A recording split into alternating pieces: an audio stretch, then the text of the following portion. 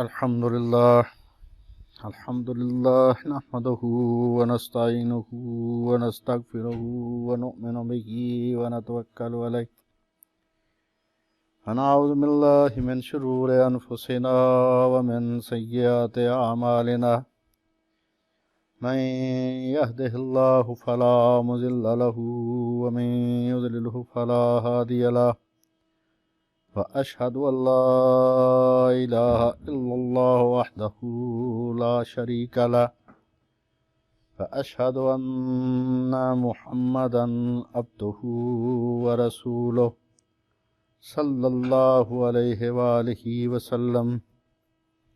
أعوذ بالله من الشيطان الرجيم. بسم الله الرحمن الرحيم. يا أيها الناس اتقوا ربكم الذي خلقكم من نفس واحدة وخلق منها زوجها وبث منهما رجالا كثيرا ونساء واتقوا الله الذي تساءلون به والأرحام إن الله كان عليكم رقيبا. أما بعد فإن خير الحديث كتاب الله وخير الهدي هدي محمد صلى الله عليه وآله وسلم وشر الأمور محدثاتها وكل محدثة بدعة وكل بدعة ضلالة وكل ضلالة في النار.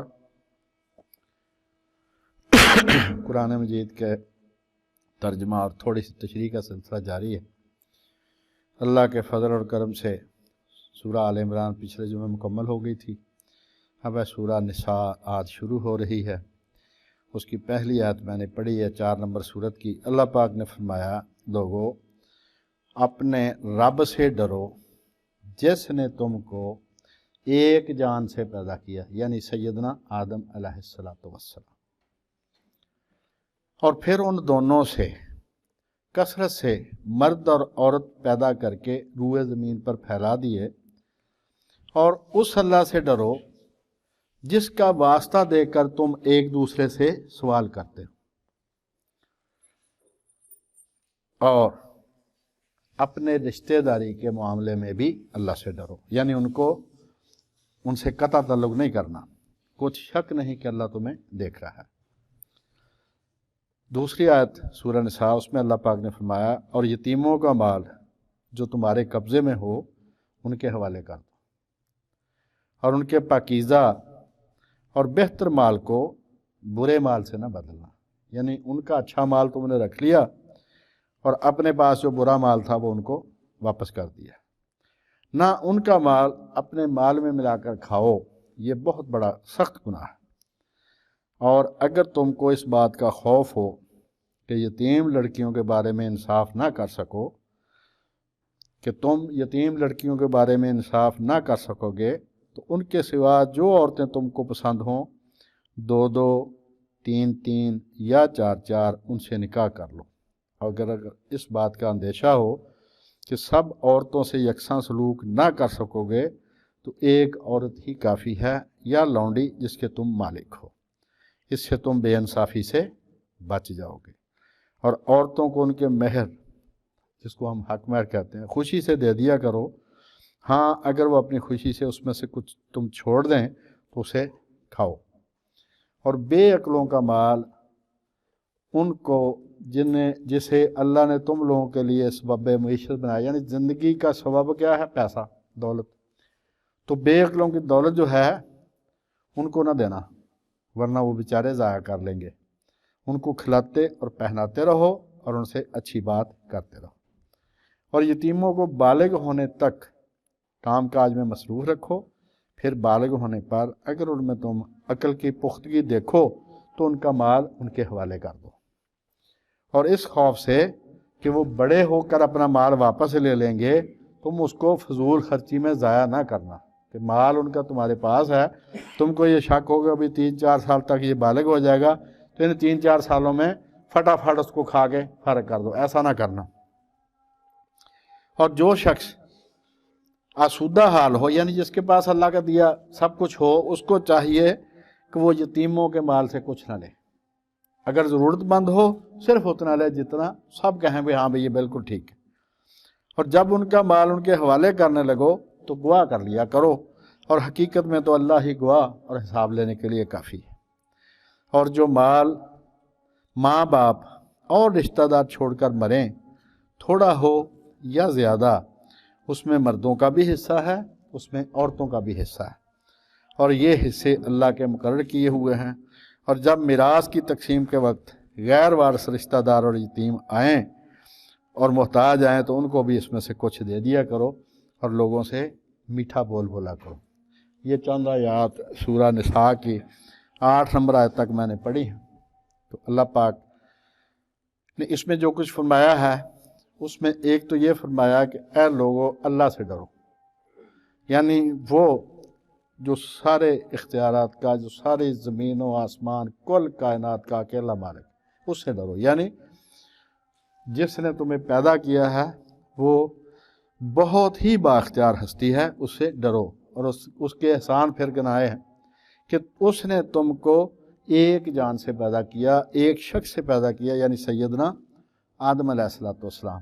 इसमें जो यहूदी हजरात का ख्याल है वो ये है कि एक बाप की औलाद में इतनी लड़ाई है, अगर 2 बापों की औलाद होती तो पता नहीं क्या बन जाता है इस दुनिया में। उनका ये ख्याल है कि भाई एक बाप की औलाद इतनी ज़्यादा उसमें इख्तलाफात हैं, तो अगर 2 बापों की या 2 से ज़्यादा की औलाद होती तो पता नहीं यहाँ पर क्या बन जाता।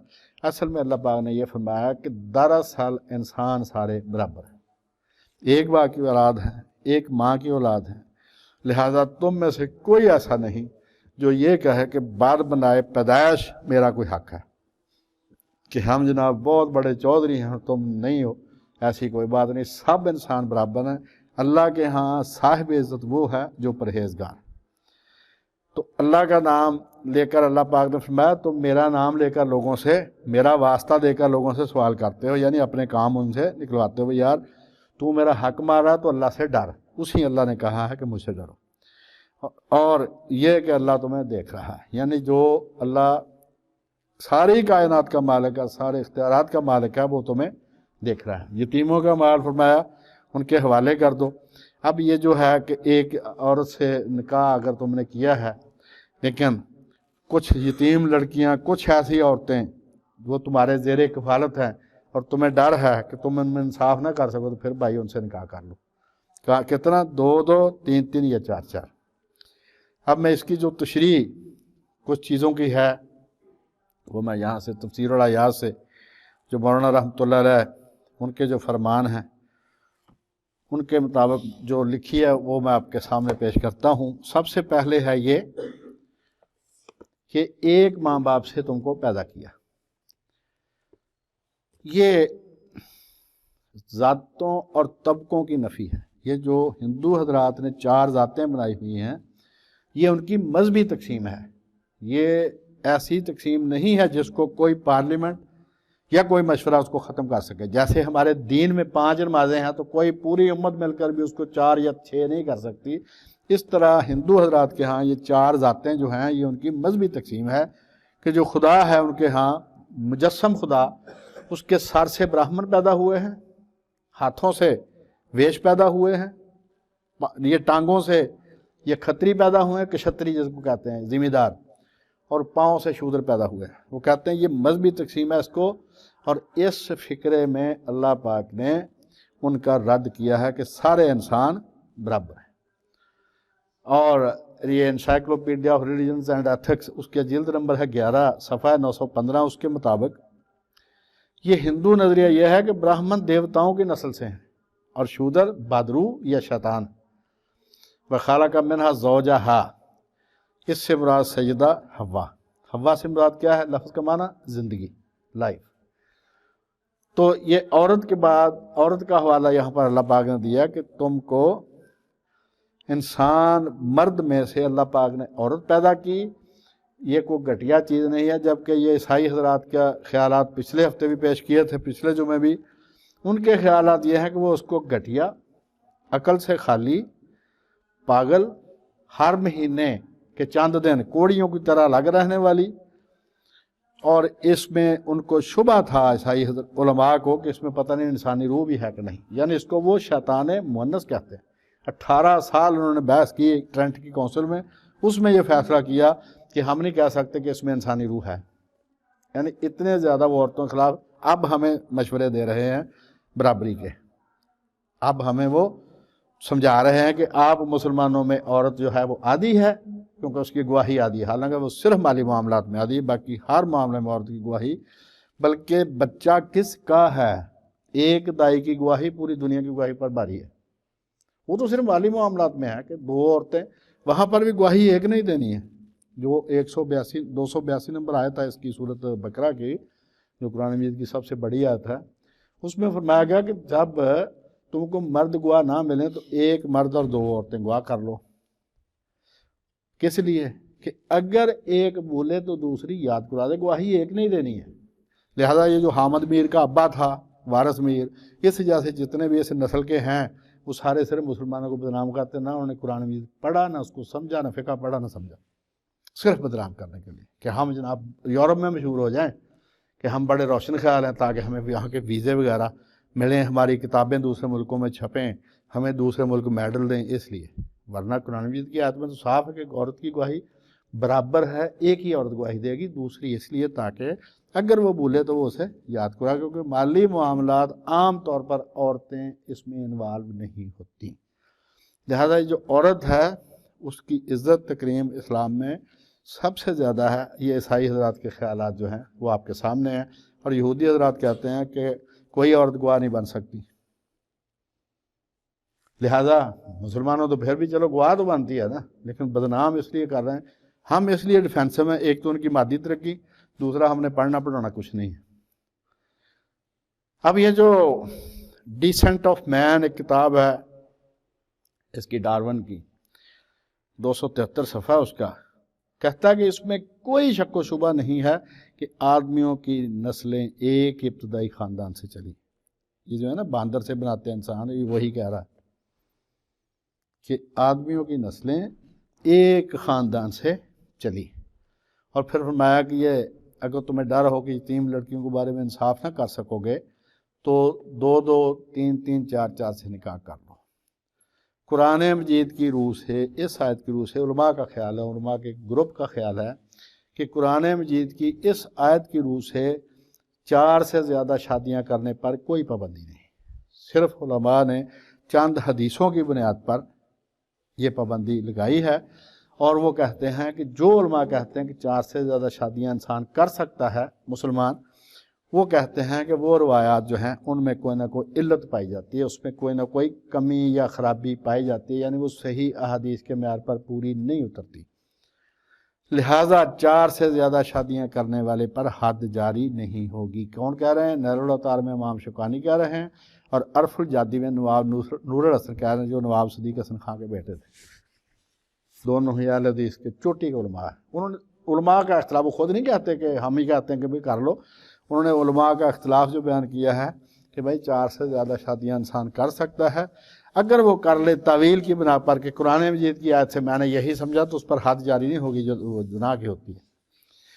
अब ये कि फरमाया कि 1 से ज़्यादा शादी की इजाज़त यहाँ पर दी है, तो इसको कहते हैं कसीरुल अज़दवाजी, पोलीगैमी जिसको कहते हैं अंग्रेज़ी में, 1 से ज़्यादा शादियाँ करना।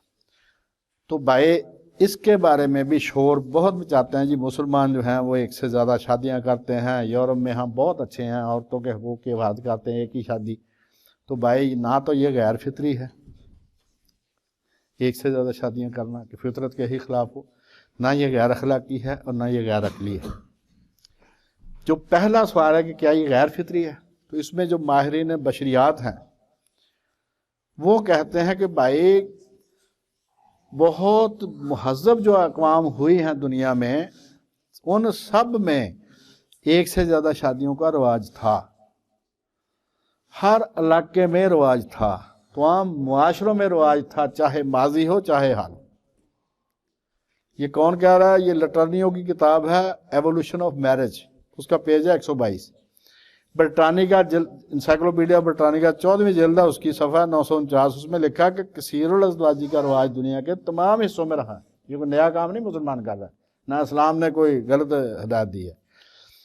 اسی جلد میں 186 صفحہ کہتے ہیں کہ ہندو مذہب کے کسی قانون ساز نے، جس کو ہم فقیہ کہتے ہیں، کبھی بھی ایک سے زیادہ تعداد پر پابندی نہیں لگائی۔ یہ سب خود ساختہ ہیں، کسی کے مذہب میں یہ نہیں ہے کہ ایک سے زیادہ شادی نہیں کر سکتے۔ تو یہ مختلف جو ہیں کتابیں ان کی انگریزوں کی ہی، ان سب میں ہے کہ بھائی پھر ایک اور بات جو سوال ہم سے کرتے ہیں وہ ان کے ابا جی نے جواب دے دیا۔ ڈاکٹر مارشل ہے، کتاب ہے conduct and its disorder biologically consider, page ہے 292 293۔ ڈاکٹر مارشل یہ انگریز اس کا عیسائی ڈاکٹر ہے، وہ کہتا ہے کہ عورت فطرتاً ایک مرد کی بیوی ہونا پسند کرتی ہے، اس کی فطرت آئی ہے، جبکہ مرد ایک سے زیادہ بیویوں کا شوہر ہونا پسند کرتا ہے۔ لہٰذا یہ جو ہم سے کہتے ہیں نا ایک عورت کے 4 شوہر کیوں نہیں ہو سکتا، اپنے ابا جی سے ہی پوچھ لو، ہم نہیں کچھ کہتے۔ اسی طرح وہ کہتے ہیں کہ بھائی کوئی امریکی یونیورسٹی کا اناٹمی کا پروفیسر ہے این.ڈبلیو. اینگلز، وہ کہتا ہے کہ بھائی کیا مرد ہمیشہ سے ایک ہی بیوی کا شوہر رہا ہے؟ ان کا پوری دنیا میں جب سے انسانیت شروع ہوئی ہے ایک سے زیادہ بیویاں ہوئی ہیں مردوں کی۔ لہٰذا وہ کہتا ہے کہ یہ بھائی ممکن نہیں ہے کہ ہم کسی پر پابندی لگا سکیں، اگر کوئی ایک سے زیادہ شادی افورڈ کر سکتا تو وہ کرے۔ دوسرا یہ کیا یہ غیر اخلاقی ہے؟ وہ کہتے ہیں کہ بھائی غیر اخلاقی نہیں ہے، ہر شریعت میں اس کی اجازت رہی ہے۔ قدیم یہودیوں میں یہ اجازت تھی، حضرت موسیٰ کی ایک سے زیادہ شادیاں، سیدنا ابراہیم کی ایک سے زیادہ شادیاں، سیدنا داؤد کی ایک سے زیادہ شادیاں، مطلب 18 بیویاں تو سب کی، مطلب وہ سب کی کہہ رہا ہوں کہ 18 بیویوں تک تو نبیوں کی بیویاں انہوں نے لکھی ہیں خود۔ لہٰذا یہ شریعت کے بالکل مطابق ہے، کوئی غیر اخلاقی بات نہیں ہے، ہر شریعت میں اس کی اجازت رہی ہے۔ اور قدیم ہندوستان میں علماء دین میں جو ان کے ہندوؤں کے علماء تھے وہ بھی ایک سے زیادہ شادیاں کرتے تھے۔ برہمنوں کی کئی بیویوں کا ذکر ملتا ہے encyclopedia of Religion and ethics.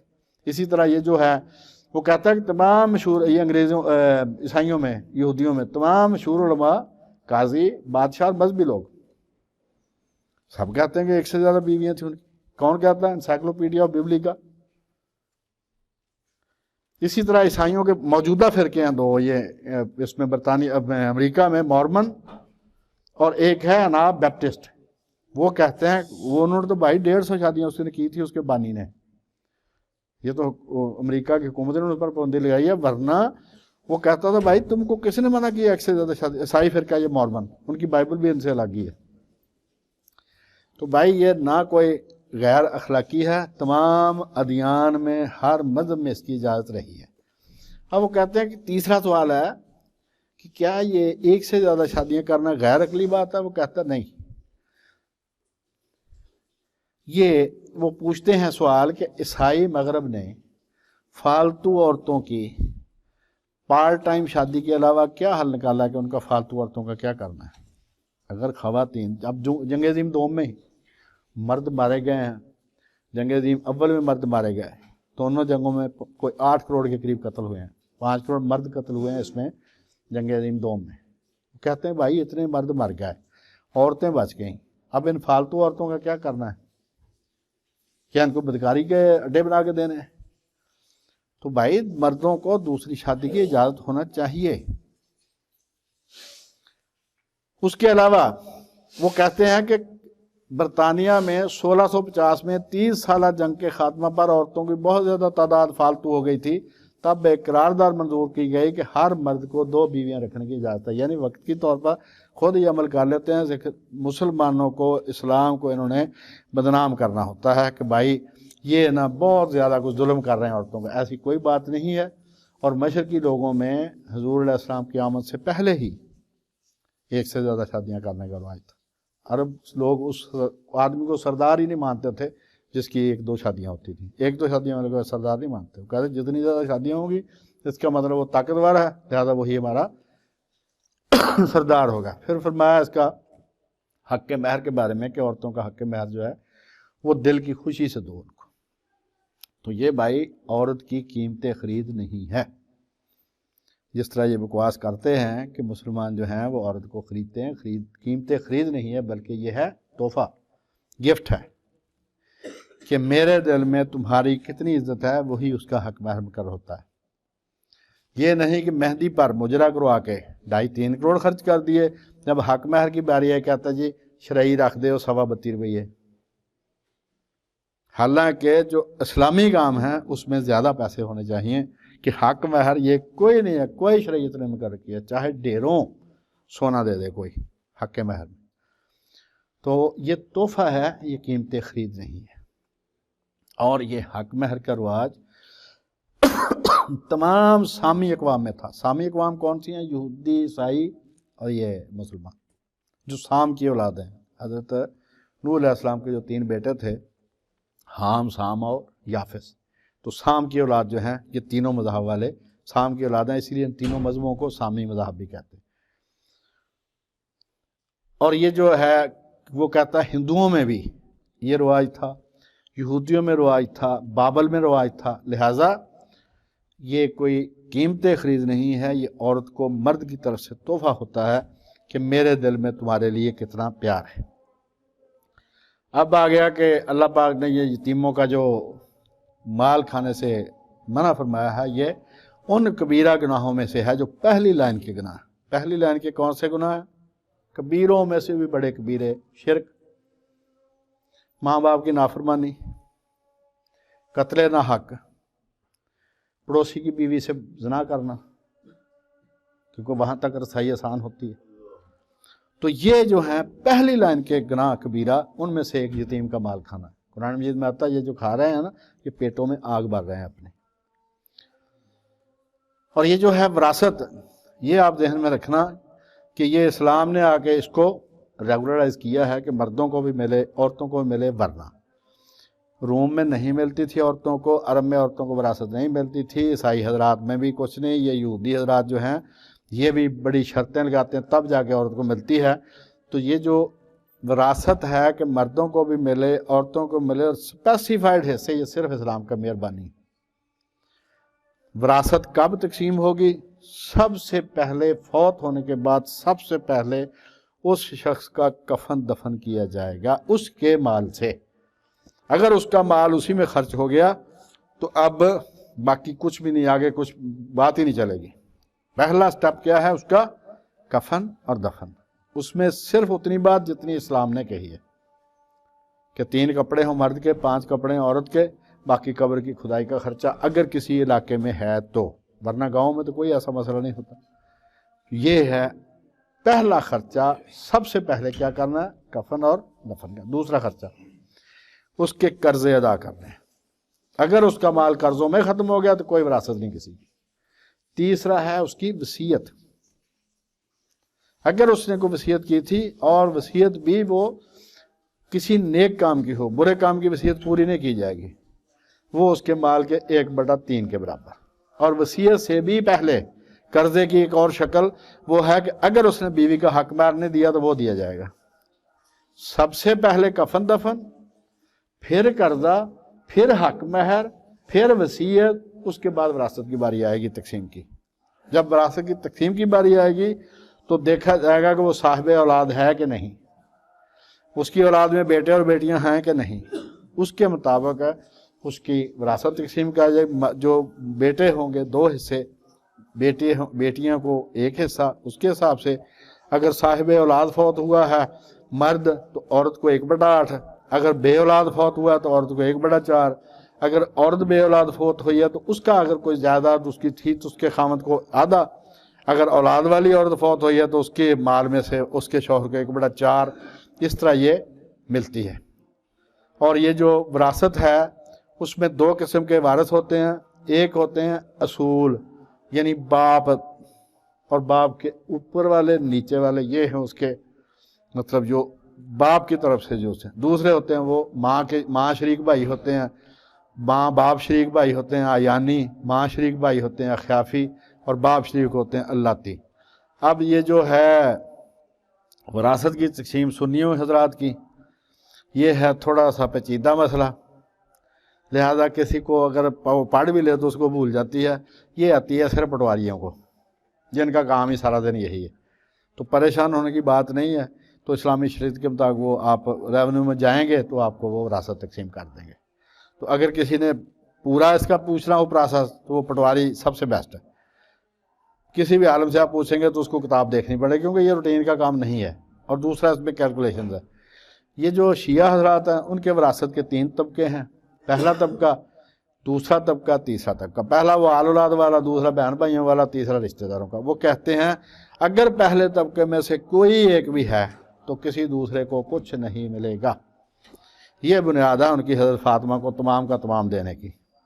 وہ کہتے ہیں ٹھیک ہے چاچا زندہ تھا حضرت عباس، سارے زندہ تھے، کسی کو ککھ نہیں ملنا، کیونکہ پہلے طبقے کا ایک فرد زندہ تھا۔ دوسرے طبقے میں اگر پہلے میں کوئی نہیں تو دوسرے میں کوئی ایک بھی ہے نا، تو تیسرے کو کچھ نہیں ملنا۔ اگر پہلے دونوں میں کوئی نہیں تو پھر ان کا اس طرح سے ہے قانون وراثت۔ تو اللہ تعالیٰ سے دعا ہے کہ اللہ تعالیٰ ہمیں دین کو پڑھنے سمجھنے کی توفیق عطا فرمائے، اور پریشان نہیں ہونا ان کافروں کے اعتراضات سے اور سوالات سے۔ مسئلہ صرف ہمارا ہے کہ ہم پڑھتے نہیں ہیں۔ اگر ہم پڑھ لیں تو انشاءاللہ تعالیٰ یہ کیوں نہیں کر سکتے، کیونکہ صرف اور صرف دلیل ہے، اسلام کے پاس ہے، سچا مذہب ہے تو صرف اور صرف اسلام ہے۔ اور یہ مسلمان ہونے کی بنا پر نہیں کہتے، یہ آنکھوں دیکھی بات کر رہے ہیں۔ اللہ پاک سے دعا ہے کہ اللہ پاک ہمیں رسول کریم علیہ السلام کے نقش قدم پر، ان کے حکموں پر عمل کی توفیق عطا فرمائے، اور پوری امت کو جنت میں حضور علیہ السلام کے قدموں میں جمع کر دے۔ ابھی دوسرے حصے میں بیماروں کے لیے بھی دعا ہونی ہے، اور وفات جو پا گئے ان کے لیے بھی دعا ہونی ہے۔ وما علینا الا البلاغ۔